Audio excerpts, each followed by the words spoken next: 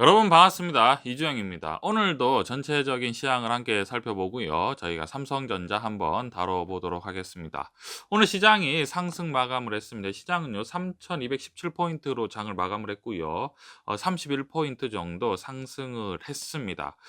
간밤에 뉴욕 증시가 상승을 했었죠. 지난주 금요일 날 어느 정도 이제 상승하는 모습을 보이면서 아무래도 국내 증시도 긍정적인 어떤 영향이 있는 것 같습니다.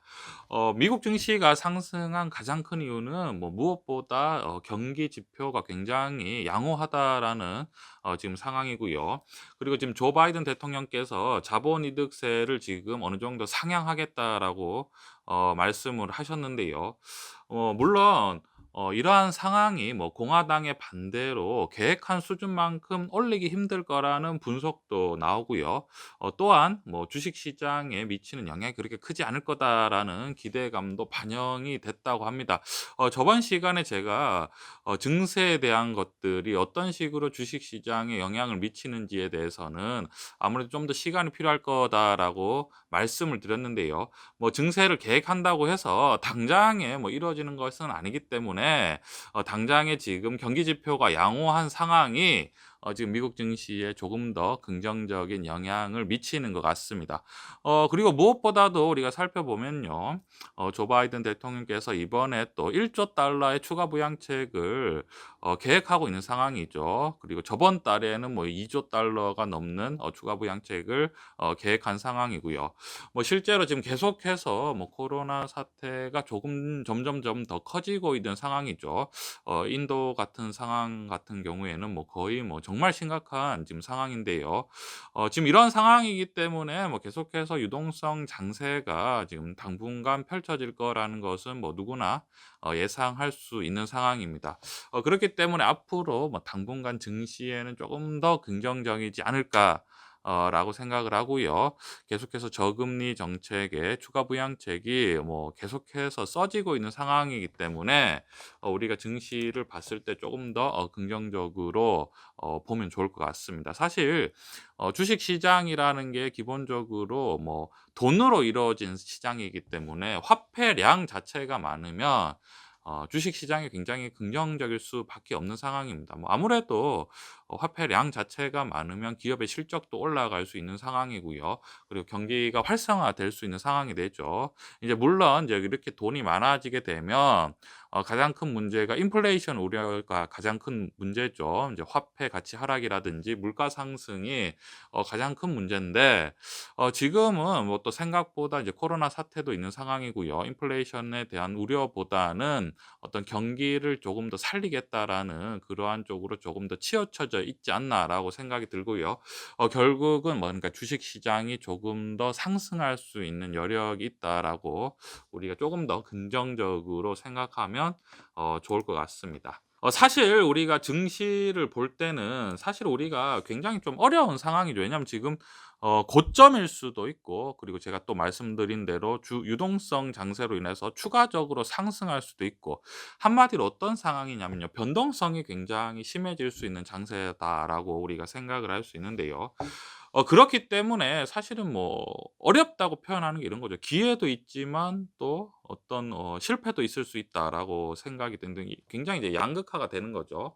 왜냐하면 변동성이 심해지면 아무래도 투자를 하면 어려워질 수밖에 없는 상황인데, 이러한 상황 속에서 우리가 기회를 놓치지 않고 가장 쉽게 투자하는 방법이 어떤 방법이냐라고 우리가 제가 생각을 해 봤을 때는 결국은 삼성전자를 지속적으로 분할 매매하는 것이 가장 적절한 어떤 투자 방법이지 않을까라고 생각을 합니다. 왜냐하면 지금 우리가 흔히 말하는 미래 산업이죠. 미래 산업을 우리가 볼 때 반도체, 그리고 전기차, 그리고 인공지능, 그리고 AI, 그리고 뭐 바이오, 이러한 산업들이 뭐 지금, 그리고 언택트도 있죠. 이러한 산업들이 지금 미래의 성장 산업인데 사실 반도체를 제외하고는 사실은 많이 오른 상태입니다. 언택트도 많이 상승을 했고요. 전기차 관련주도 많이 상승을 했고, 바이오 관련주도 많이 상승을 했고, 인공지능 관련주도 많이 상승을 했는데 지금 유독 반도체 지금 주식이 이제 대장주죠. 글로벌 기업인 삼성전자가 뭐 시가총액 대비 뭐 매출이나 영업이익에 비해서는 뭐 그렇게 크게 오르지 않은 상황이고, 그런 상황이기 때문에 지금 고배당을 실시하고 있는 상황이죠. 결국은 뭐 그렇게 고평가가 되지 않는데도 불구하고 앞으로 성장성이 있는 주식을 우리가 찾아봤을 때 우리의 재산을 인플레이션으로부터 지키고, 그리고 어떤 유동성 장세에 충분히 조금 더 공격적이지 않고 위험하지 않고 충분히 안정적으로 투자할 수 있는 주식이 어떤 주식이냐라고 봤을 때, 사실은 우리가 개인들이 투자를 할 때 삼성전자가 최선이지 않을까라고 생각을 합니다.